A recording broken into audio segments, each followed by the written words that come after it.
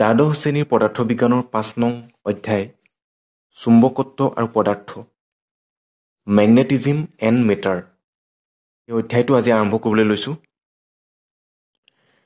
এতিয়া প্ৰথমে চাওক যে চুম্বকত্ব বুলিলে আমি কি বুজো। চুম্বকত্ব হৈছে এটা বল। চাওক দুডাল চুম্বক, এই চুম্বকডাল মই ইয়াত ধৰি ৰাখিছোঁ আৰু আনডাল চুম্বকক মই ধৰি ৰখা চুম্বকডালৰ ওচৰলৈ নি আছোঁ।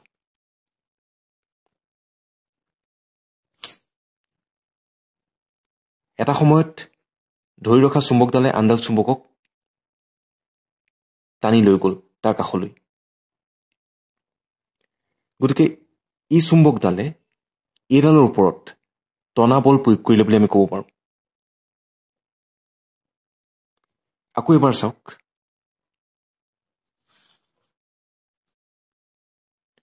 এতিয়া এই চুম্বকডাল মই আনডাল চুম্বকৰ ওচৰ চপাই নি আছোঁ। দেখিছে, এটা ঠেলা বল প্ৰয়োগ কৰিছে। গতিকে যে এই টনা আৰু ঠেলা বল মানে আকৰ্ষণী আৰু বিকৰ্ষণী বুলি আমি যিটো কওঁ, চুম্বকত্ব মানে সেই বলটোক বুজায়, সেই বলটোক নিৰ্দেশ কৰিছে। আৰু এই আকৰ্ষণী আৰু বিকৰ্ষণী বলটো চুম্বকত নিহিত এটা ধৰ্ম, নিহিত এটা গুণ। গতিকে চুম্বকত্ব বুলিলে টনা অৰ্থাৎ আকৰ্ষণী বা ঠেলা অৰ্থাৎ বিকৰ্ষণী, সেই দুটা বলক আমি বুজিম। তাৰ পাছত কোৱা হৈছে পদাৰ্থ। এতিয়া পদাৰ্থ বুলি ক'লে পদাৰ্থৰ ডেফিনেশ্যন হায়াৰ ছেকেণ্ডেৰী ফাৰ্ষ্ট ইয়েৰত আপোনালোকে পাইছিলে যে যাৰ ভৰ আছে, যি ঠাই আগুৰি থাকে, সেইবিলাকক পদাৰ্থ বুলি কোৱা হয়। আৰু খুব সহজ অৰ্থত ক'বলৈ হ'লে আমি চকুৰে দেখি থকা সকলোবিলাকেই হৈছে পদাৰ্থ। ডেফিনেশ্যনটোৰ ফালৰ পৰা চাওক, এই পেনটো ইয়াৰ ভৰ আছে, ই ঠাই আগুৰি আছে, গতিকে ই পদাৰ্থ। এই কাগজখিলা ইয়াৰ ভৰ আছে, ই ঠাই আগুৰি আছে, গতিকে ই পদাৰ্থ। গতিকে ডেফিনেশ্যনটো বুজিবলৈ চাব সদায়। এতিয়া এই চুম্বকডাল ইয়াৰ ভৰ আছে, ই ঠাই আগুৰি আছে, গতিকে ইও এটা পদাৰ্থ। অধ্যায়টোৰ শেষৰ ফালে পদাৰ্থবিলাকক সিহঁতৰ চুম্বকত্ব গুণৰ ওপৰত ভিত্তি কৰি অপচুম্বকীয়, অনুচুম্বকীয় আৰু লৌহ চুম্বকীয় ডাই পেৰা ফেৰ এই তিনিটা ভাগত শ্ৰেণীবিভক্ত কৰা হৈছে। অধ্যায়টোৰ শেষৰ ফালে আৰু কিছুমান কথা পাব আপোনালোকে। কোনো পদাৰ্থৰ চুম্বিক প্ৰৱণতাৰ মান যিমানে ডাঙৰ হয়, সিমানে চুম্বকত্ব গুণটো বৃদ্ধি পায়, অৰ্থাৎ এই টনা আৰু ঠেলা বলটো বৃদ্ধি পায়, জোৰটো বৃদ্ধি পায়।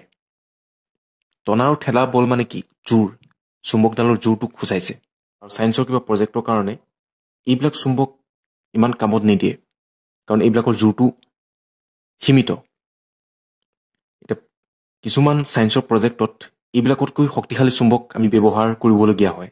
এতিয়া আপোনালোকৰ ৫ নং অধ্যায়ৰ আৰম্ভণিতে ইতিহাসৰ কিছু কথা কোৱা হৈছে, যে মেগনেট নামটোৰ উৎপত্তি কেনেকৈ হ'ল। গ্ৰীচ দেশত মেগনেছিয়া নামৰ এটা দ্বীপ আছিলে। সেই দ্বীপটোৰ নামৰ পৰাই মেগনেট, ইংৰাজীত যিটো মেগনেট বুলি আমি কওঁ, মেগনেট নামটোৰ উৎপত্তি হৈছে, যাক আমি অসমীয়াত চুম্বক বুলি কওঁ। সেই দ্বীপটোত কিছুমান ভেড়াৰখীয়া আছিলে। সিহঁতে কিছুমান জোতা পৰিধান কৰিছিলে। সেই জোতাবিলাক কাঠেৰে তৈয়াৰী, আৰু সেই জোতাবিলাকত গজাল মৰা আছিলে, তাৰমানে আইৰণ।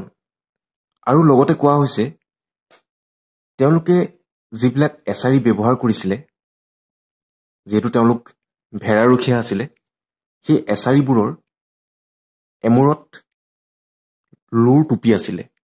এতিয়া যেতিয়া তেওঁলোকে সেই দ্বীপটোত চলাফুৰা কৰিছিলে, তেতিয়া তেওঁলোকে পৰিধান কৰা জোতাবিলাক ঠাই বিশেষে লাগি ধৰিছিলে। আৰু তেওঁলোকে যি লোৰ টুপিযুক্ত এছাৰি ব্যৱহাৰ কৰিছিলে, সেইবিলাকো মাজে সময়ে মাটিত লাগি ধৰে বুলি ইয়াত উল্লেখ কৰা হৈছে। আৰু সেইটো এইকাৰণেই হৈছিলে কাৰণ আমি জানো যে চুম্বকৰ যি আকৰ্ষণী ধৰ্ম আছে, মানুহে জনাই নাছিলে যে প্ৰকৃতিত এনেকুৱা এটা পদাৰ্থও আছে যিয়ে অন্য কিছুমান বস্তুক তাৰ নিজৰ ফালে টানে। মেগনেছিয়া নামৰ যিটো দ্বীপ আছিলে, সেই দ্বীপটোত সেই নতুন পদাৰ্থবিধৰ সন্ধান পোৱা গৈছিলে। সেই মেগনেছিয়া নামটোৰ পৰাই মেগনেট নামটোৰ উৎপত্তি হৈছিলে। যেতিয়া তেওঁলোকে সেই দ্বীপটোত সেই নতুন পদাৰ্থবিধৰ সন্ধান পালে, তাক নাম দিলে মেগনেট, যাক আমি চুম্বক বুলি জানো। লাহে লাহে মানুহে সেই পদাৰ্থবিধৰ বিষয়ে আৰু কিছু নতুন কথা জানিবলৈ প্ৰয়াস কৰিলে। আৰু প্ৰাচীন কালত চুম্বকৰ দুটা ধৰ্মৰ বিষয়েহে মানুহে জানিছিলে। এটা হৈছে চুম্বকৰ আকৰ্ষণী ধৰ্ম, আনটো হৈছে চুম্বকৰ দিশাত্মক ধৰ্ম। গতিকে এই দুটা ধৰ্মৰ বিষয়েহে সেই সময়ত মানুহে জানিছিলে। চুম্বকৰ দিশাত্মক ধৰ্মৰ এটা ব্যৱহাৰিক প্ৰয়োগ হৈছে জাহাজৰ দিশ নিৰ্ণয়ৰ বাবে ব্যৱহাৰ হোৱা চুম্বিক শলা। আছিলে এটা সময়ত বেপাৰ বাণিজ্যবিলাক জাহাজেৰে কৰা হৈছিলে। এঠাইৰ পৰা গন্তব্য স্থান অভিমুখে আগবাঢ়োতে কেতিয়াবা যথেষ্ট পলম হয়, আন্ধাৰ নামি আহে। তেনেকুৱা ক্ষেত্ৰত চুম্বক শলা ব্যৱহাৰ কৰি বন্দৰটো বিচাৰি উলিওৱাত সুবিধা হয়। এই কথাখিনি আপোনালোকে পঢ়ি চাব। আৰু যিহেতু ইতিমধ্যে আমি গম পালোঁ যে চুম্বক প্ৰকৃতিত পোৱা গৈছিলে, প্ৰকৃতিত যিটো চুম্বক পোৱা গৈছিলে তাৰ নামটো আছিলে লু মেগনেটাইট, আইৰণ মেগনেটাইট, যাক চুম্বকশীল বুলি কোৱা হয়, যাক লোডষ্টোন বুলি কোৱা হয়। আৰু প্ৰকৃতিত যিটো চুম্বক পোৱা গৈছে সেইটো সাধাৰণতে খুব উইক হয়, দুৰ্বল হয়। আৰু চুম্বক যিহেতু এটা পদাৰ্থ বুলি ক'লে পদাৰ্থ অণুৰে গঠিত, অণু পৰমাণুৰে গঠিত। গতিকে চুম্বকৰো নিশ্চিতভাৱে ৰাসায়নিক সংযুতি আছে। এতিয়া প্ৰকৃতিত যিটো চুম্বক পোৱা গৈছিলে তাৰ কম্পজিশ্যনটো হৈছে এনেধৰণৰ Fe2O3, আইৰণৰ দুটা পৰমাণু, অক্সিজেনৰ তিনিটা পৰমাণু লগ হৈ পেলাই চুম্বকৰ এটা অণু গঠন হৈছে। আৰু অসংখ্য চুম্বকৰ অণু লগ হৈ পেলাই চুম্বকডাল গঠন হৈছে। আৰু ইয়াত দেখিছে 2:3 অনুপাতত আছে। এতিয়া প্ৰকৃতিত পোৱা চুম্বকৰ বিষয়ে বাৰু আমি জানিলোঁ, কিন্তু ইয়াৰ আগৰ অধ্যায়টোত আমি এইটো কথাও পাই আহিছোঁ যে বিদ্যুৎ প্ৰবাহৰ ফলতো চুম্বক ক্ষেত্ৰ উৎপন্ন হয়। তাৰপাছত চাওক, চুম্বকত্ব সম্পৰ্কে সাধাৰণতে আমি জনা কেতবোৰ ধাৰণা হ'ল। 1 নম্বৰতে কোৱা হৈছে পৃথিৱীয়ে এডাল দণ্ড চুম্বকৰ দৰে আচৰণ কৰে। আৰু এই দণ্ড চুম্বকডালৰ ভূচুম্বিক ক্ষেত্ৰৰ দিশ মোটামুটিভাৱে ভৌগোলিক দক্ষিণৰ পৰা উত্তৰলৈ। তাৰ মানে কি ক'ব গৈছে যে 1 নম্বৰতে কৈছে পৃথিৱীখনে এডাল দণ্ড চুম্বকৰ দৰে আচৰণ কৰে। ধৰি লওক এখন পৃথিৱী, আৰ্থ,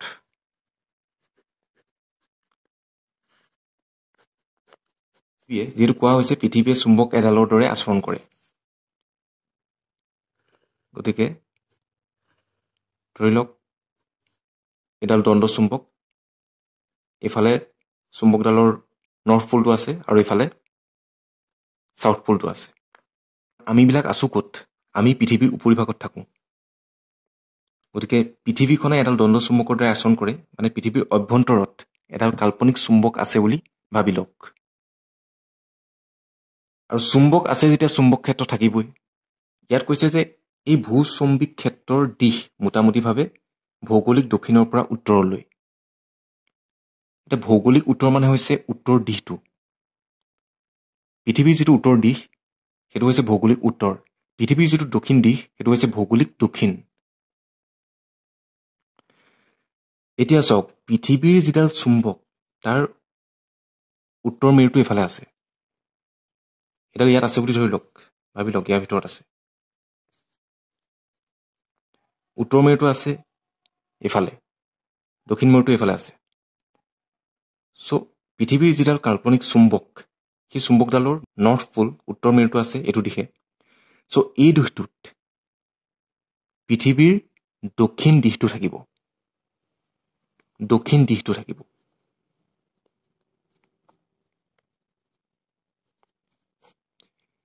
এইফালে আছে পৃথিৱীৰ চুম্বকডালৰ দক্ষিণ মেৰুটো, আৰু এই অংশত থাকিব পৃথিৱীৰ উত্তৰ দিশ, মানে এইফালে হ'ব পৃথিৱীৰ উত্তৰ দিশ।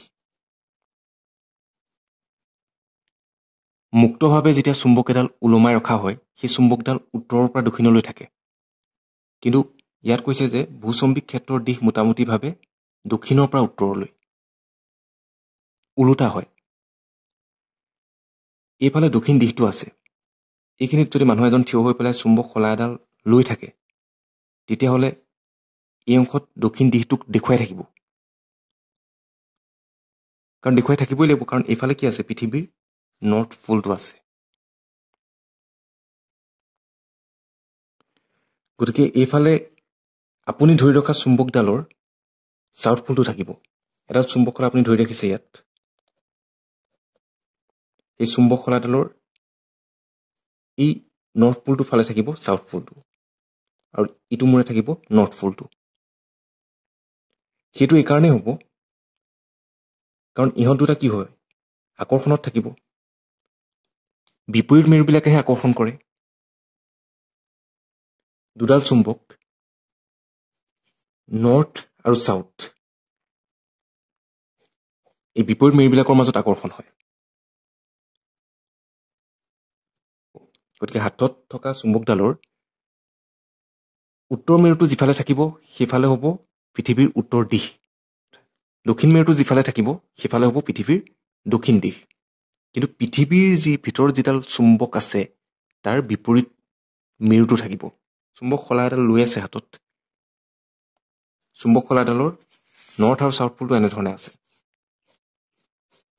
এইফালে নৰ্থ পোলটো আছে আৰু এইফালে সাউথ পোলটো আছে এইফালে সাউথ পোলটো আছে তাৰমানে এইফালে দক্ষিণ দিশটো আছে পৃথিৱীৰ এইফালে হৈছে দক্ষিণ দিশ এইফালে নৰ্থ পোলটো আছে তাৰমানে এইফালে উত্তৰ দিশটো আছে পৃথিৱীখনৰ উত্তৰ দিশ এইফালে কিন্তু পৃথিৱীৰ আভ্যন্তৰত যিডাল কাল্পনিক চুম্বক আছে সেই চুম্বকডালৰ বিপৰীত মেৰুটো আছে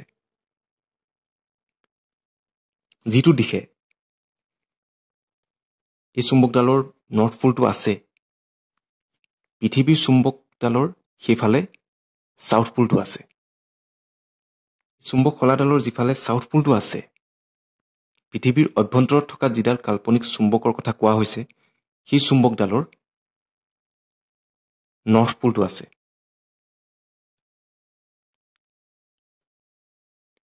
কিন্তু দিশটো ঠিকেই নিৰ্দেশ কৰিব যিফালে পৃথিৱীৰ উত্তৰ দিশ আছে সেইফালে নৰ্থ পোলটো থাকিব যেতিয়া মুক্তভাৱে চুম্বক এডাল ওলোমাই ৰাখিব তেতিয়া দেখিব যে যিফালে পৃথিৱীৰ নৰ্থ ডাইৰেকশ্যনটো আছে সেইফালে ওলোমাই ৰখা চুম্বকডালৰ নৰ্থ মেৰুটো থাকিব নৰ্থ পোলটো থাকিব আৰু যিফালে সাউথ ডাইৰেকশ্যনটো আছে সেইফালে সাউথ পোলটো থাকিব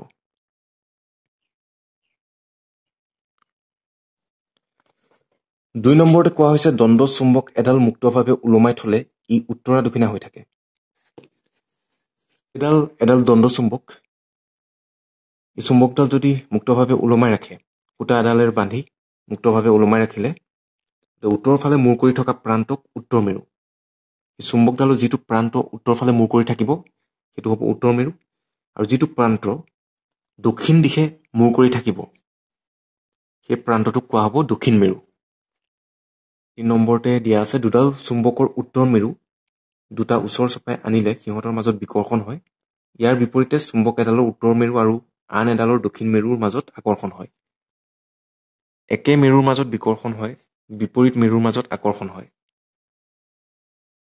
একে মেৰুৰ মাজত বিকৰ্ষণ হয় দুইফালে একে মেৰু আছিলে বিকৰ্ষণ হৈছে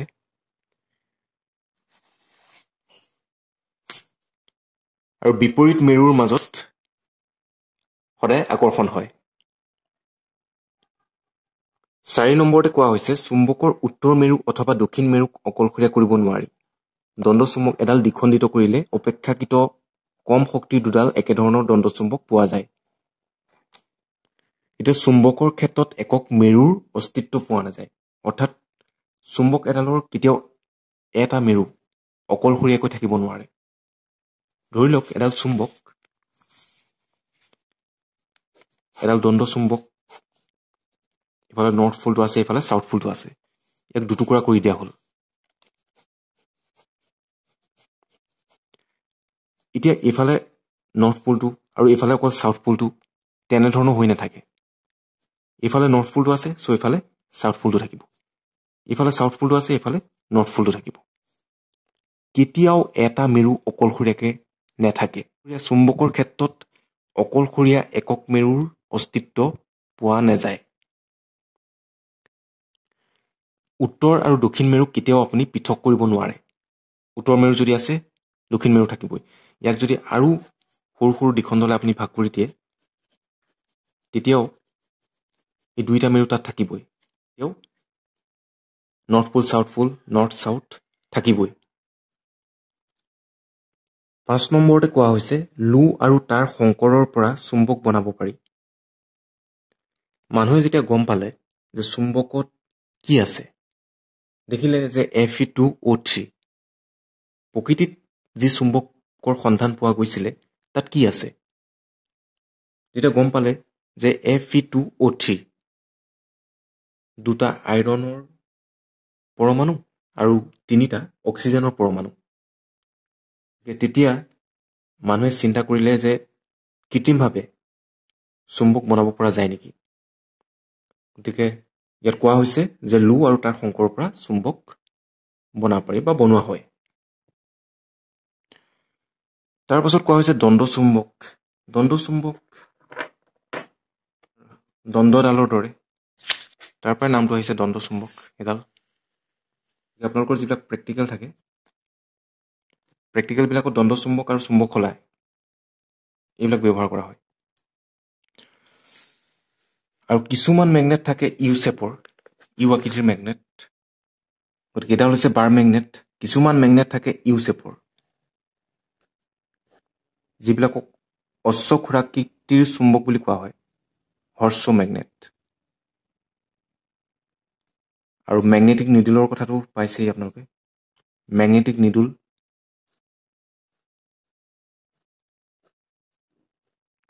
ইয়াক আচলতে ছাছপেণ্ডেড কৰি ৰখা হয় যাতে ই দুলিব পাৰে,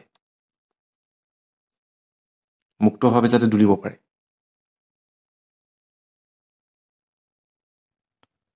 আৰু সেইটো এইকাৰণে কৰা হয় যাতে ই দিশটো নিৰ্দেশ কৰিব পাৰে, কাৰণ ই যদি ঘূৰিব নোৱাৰিলে কেনেকৈ এই দিশটো নিৰ্দেশ কৰিব। চুম্বক ক্ষেত্ৰৰ বিষয়ে আপোনালোকে পাইছে। চুম্বক এডালৰ যিমান দূৰলৈকে তাৰ প্ৰভাৱটো বিস্তাৰিত হৈ থাকে, সেই এলেকাটোক চুম্বকডালৰ চুম্বক ক্ষেত্ৰ বুলি কোৱা হয়।